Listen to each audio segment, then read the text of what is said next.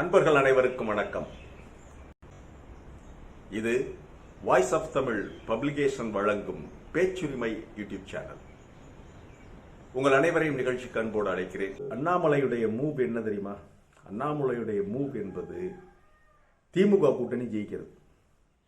தான் பங்கு பெறாத பாஜக என்டிஏ கூட்டணி தோற்க வேண்டும். திமுக எப்படியும் 2026 தேர்தலில் திமுக வெற்றி பெற்றால்தான் அண்ணாமலையுடைய அரசியல் வாழ்வு நிலைக்கும். He can survive. அண்ணாமலை, நாம் தமிழர் சீமான், டிடிவி தினகரன் இவர்கள் மூவருடைய அரசியல் எதிர்காலமும் 2026 தேர்தலில் ஸ்டாலின் வெல்வதில் தான் இருக்கிறது. திமுக தோற்றால் இவங்க க்ளோஸ். திமுக வென்றால்தான் இவர்களுக்கு அரசியல் வாழ்க்கை என்ற ஒரு இக்கட்டான சூழ்நிலையில் அண்ணாமலை எவ்வளவு அழகாக, எவ்வளவு கச்சிதமாக காய்களை சதுரங்கத்திலே எடுத்து வைத்து நகர்த்துகிறார். நாம் தமிழருடைய சீமானுடைய அரசியல் மூவ்களையும் இவர் டிடிவியுடைய அரசியல் நடவடிக்கைகளையும் பின்புறம் இருந்து இயக்கிக் கொண்டிருக்கிறார் என்ற சுவாரஸ்யமான விஷயங்களை நாம் இப்பொழுது பார்க்க போகிறோம். இதன் மூலம் அண்ணாமலை பெறப்போகும் பலன் என்ன? அண்ணாமலைக்கு கிடைக்கும் அரசியல் ஆதாயம் என்ன? டிடிவி தினகரனும் சீமானும் அரசியலில் பிழைப்பார்களா? வெற்றி பெறுவார்களா? அண்ணாமலை நினைத்தது நடக்குமா என்பதை பார்க்கலாம்.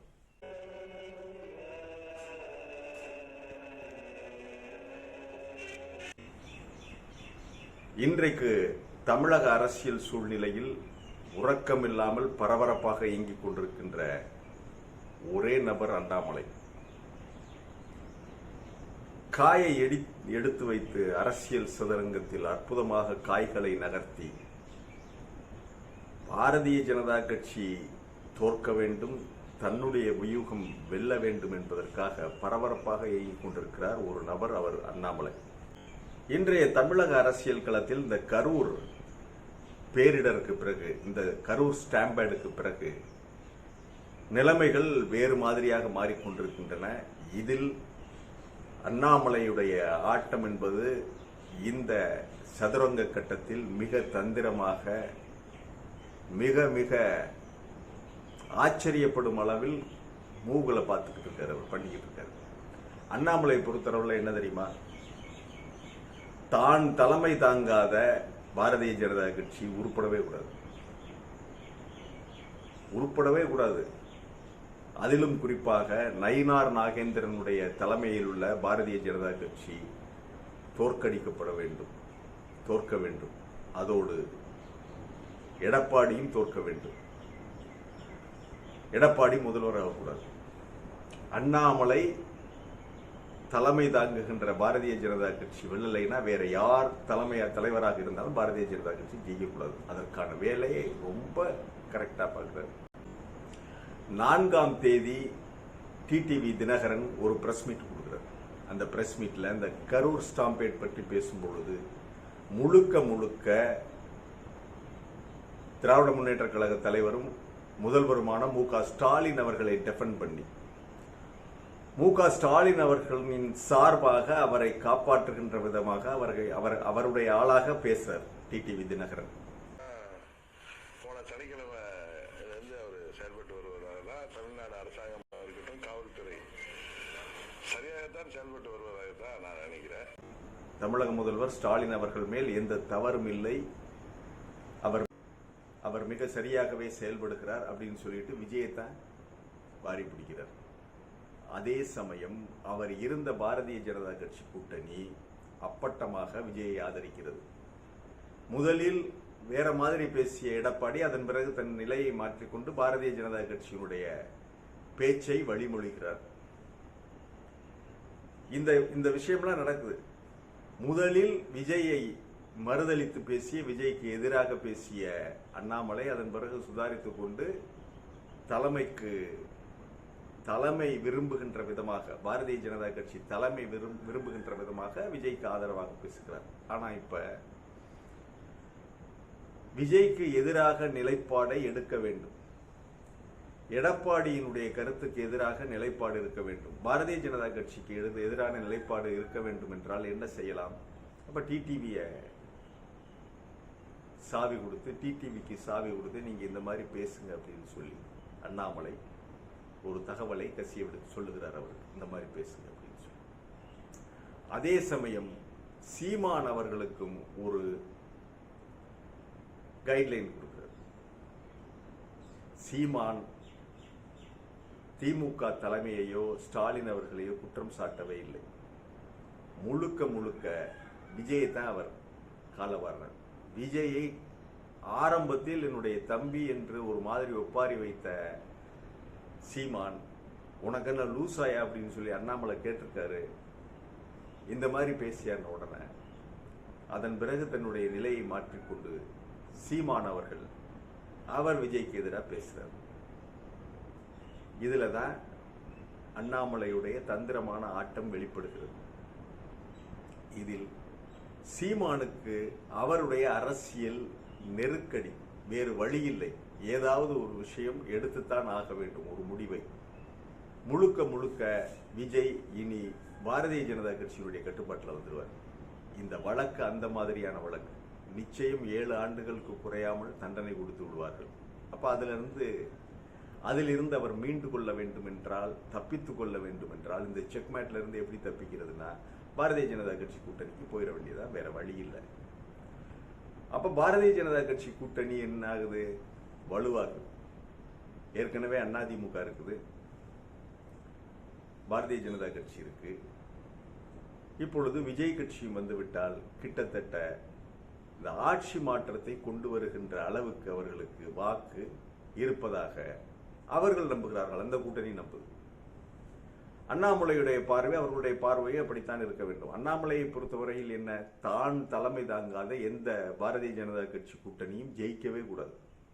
அண்ணாமலை தலைமையில் தான் அந்த கூட்டணி வெல்ல வேண்டுமே தவிர, அண்ணாமலை இல்லாத ஒரு பாரதிய ஜனதா கட்சி கூட்டணி அங்கே வெல்லவே கூடாது.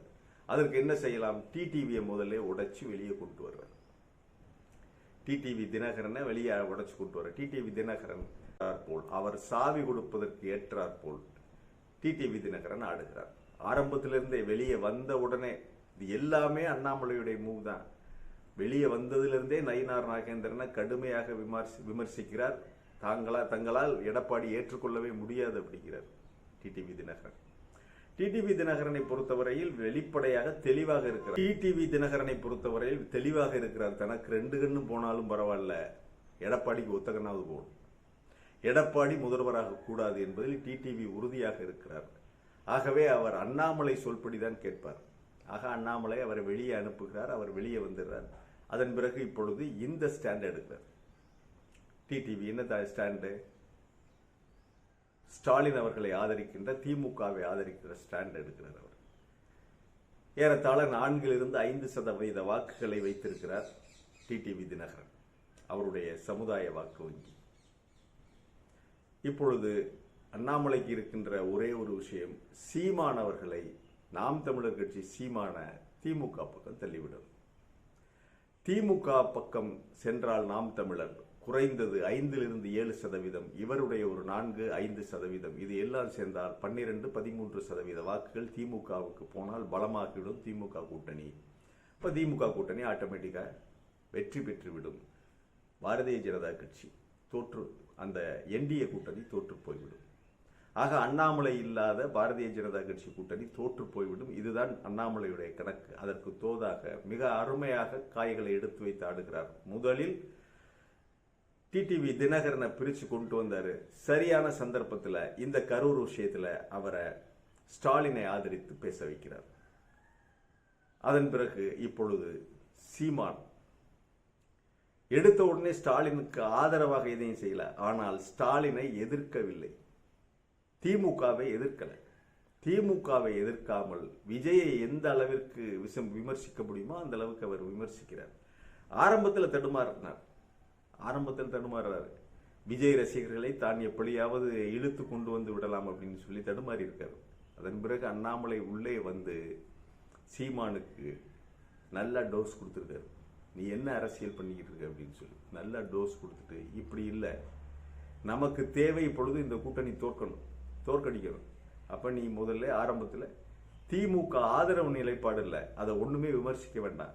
திமுகவை விமர்சனத்திற்கு அப்பாற்பட்ட ஒரு கட்சியாக வைத்துக்கொண்டு இவங்களை அட்டாக் பண்ணு, பாரதிய ஜனதாவையும் எடப்பாடியவும் விஜய் அட்டாக் பண்ணுங்கிறார். ஆக இப்பொழுது நிலைமை இப்படித்தான். அண்ணாமலைக்கு உள்ள ஒரு மிகப்பெரிய வாய்ப்பு, டெல்லி தலைமை என்னென்ன அரசியல் மூவ் செய்கிறது என்பதை முழுவதையும் அவர் எடுத்துக்குவார். முழு விஷயமும் அவருக்கு வருவதற்கு அங்கங்கே இன்டெலிஜென்ஸ் வச்சிருக்காரு. பாரதிய ஜனதா கட்சிக்குள்ள மிகப்பெரிய இன்டெலிஜென்ஸ் நெட்வொர்க் உள்ள ஒரே ஆள் அண்ணாமலை. டெல்லி மேலிடம் என்ன சிந்திக்கிறதோ அது அடுத்த நிமிஷம் அண்ணாமலைக்கு வந்து சேர்ந்து விடும். அண்ணாமலை ஒன்றும் ஏமாளி அல்ல. ஆக அண்ணாமலையுடைய மூவ் தான் இப்பொழுது பரபரப்பாக வெளியே தெரியாம நடக்கும். அவர் காயை எடுத்து வைத்து சாமர்த்தியமாக ஆடுவது யாருக்கும் தெரியல. டிடிவியை கொண்டுட்டு வந்துட்டார், வெளியே பிரிச்சு கொண்டுட்டு வந்துட்டார். திமுக சார்பாக பேச வைத்து விட்டார். இப்பொழுது நாம் தமிழர் கட்சியும் திமுகவை விமர்சிக்காமல் தொடர்ந்து விஜயை விமர்சித்துக் கொண்டு விஜய் அட்டாக் பண்ணிட்டு, ஆக இப்பொழுது இரண்டு கட்சிகளை இந்த பக்கம் கொண்டு வந்து விட்டார்.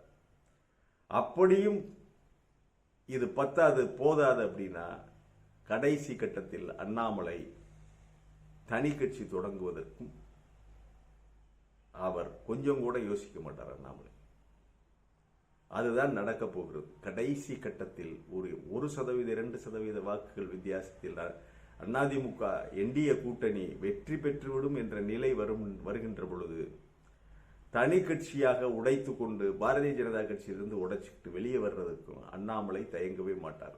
ஏனென்றால் அவருக்கு நமக்கு 2 கண்ணும் போனாலும் பரவாயில்ல, இங்க பாரதிய ஜனதாவுக்கு ஒத்த கண்ணாவது போகணும். நிச்சயம் இது பாரதிய ஜனதா கட்சி என்டிஏ கூட்டணி வெற்றி பெற்று விடக்கூடாது.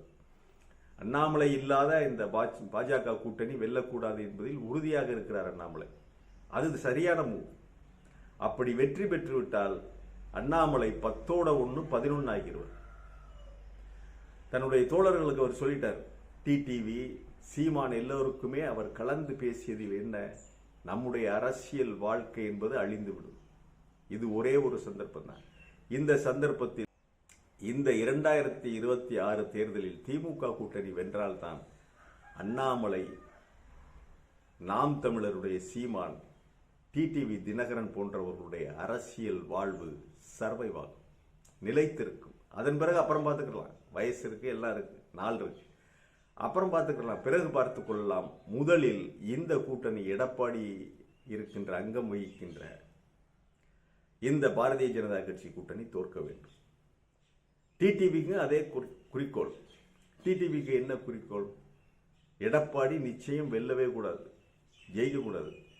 அதே மாதிரி தன்னிடம் பதவி பிச்சை கேட்ட நயினார் நாகேந்திரன் ஜெயிக்க கூடாது. டிடிவியை பொறுத்தவரை தன்னிடம் ஒரு காலத்தில் பிச்சைக்காரனை போல தன்னுடைய வீட்டு வாசலில் நின்ற நயினார் நாகேந்திரன்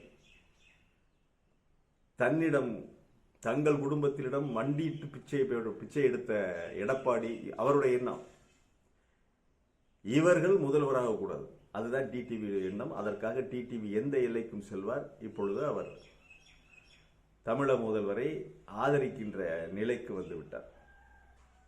அதே போல சீமானுக்கு விஜய் ஜெயிக்கவே கூடாது. விஜய் வெற்றி பெற்று விட்டால், விஜய் இருக்கிற கூட்டணி வெற்றி பெற்று விட்டால், அதன் பிறகு சீமானுக்கு அரசியல் என்பது ஒரு தற்கொலை செய்து கொண்ட விஷயம்தான். வேற வழி இல்லை. சீமானுக்கு அரசியல் ஒன்றுதான் அவருக்கு வழி, வேறு வழி இல்லை. இன்னும் காலம் நிறைய இருக்கிறது. ஆகவே இந்த இடத்தில் இந்த 2026 தேர்தலில் இந்த சதுரங்கத்தில் காய்களை எடுத்து வைத்து ஆடுகின்ற கையாக அண்ணாமலையுடைய கைதான் இருக்கிறது. டிடிவி என்ற காயையும் சீமான் என்ற காயையும் சதுரங்கத்திலே மிகச் சரியாக நகர்த்துகின்ற வேலையை அண்ணாமலை செய்கிறார். சந்தா சாஹிப்பை தோற்கடிக்க ராபர்ட் கிளைவ் என்ன செஞ்சாரு? சந்தா சாஹிப் தன்னுடைய படையுடன் திருச்சியை நோக்கி வந்துட்டார். முற்றுகையிடுவதற்காக படையெடுத்து வர்றாரு இங்க. அதே சமயம் ராபர்ட் கிளைவ் சந்தா சாஹிப்புடைய தலைநகரான ஆற்காடை தாக்கி பிடிச்சுக்கின்றார். அவருடைய தலைநகரையே தாக்கி பிடிச்சுக்கிட்டு அதன் பிறகு சந்தா சாஹிப்புக்கு மிகப்பெரிய தோல்வியை கொடுத்து அவர் தூக்கிலும் இடப்படுகிறார், கொல்லப்படுகிறார் சந்தா சாஹிப். இதுதான் ஒரு வெற்றிகரமான மூவ், கிளைவுடைய மூவ். அதே மாதிரி தான் இப்பொழுது அண்ணாமலையுடைய மூவ். 2 பேரை பிரித்து திமுக கூட்டணியில் கொடுத்து திமுக கூட்டணியை வலுவாக்குவது, தான் பாரதிய ஜனதா கட்சியிலேயே இருப்பது, இங்கே இருந்துக்கிட்டு இங்கே இருக்கிற விஷயங்கள், இங்கே வருகின்ற தகவல்கள் எல்லாவற்றையும் எடுத்து அதற்கு தகுந்தபடி திமுக கூட்டணியை ஜெயிக்க வைப்பது என்பதுதான், வெற்றி பெற வைப்பது என்பதுதான் இன்றைக்கு அண்ணாமலைக்கு உள்ள ஒரே வழி. திமுக கூட்டணி வெல்ல வேண்டும். மீண்டும் ஒரு காணொளியிலே சந்திக்கிறேன். இது வாய்ஸ் ஆஃப் தமிழ் வழங்கும் பேச்சுரிமை சேனல். சேனலை சப்ஸ்கிரைப் பண்ணுங்க, மறக்காம பெல் பட்டனை அழுத்துங்க. கமெண்ட் செய்யுங்கள், ஷேர் செய்யுங்கள், பிடித்திருந்தால் லைக் செய்யுங்கள். நன்றி, வணக்கம்.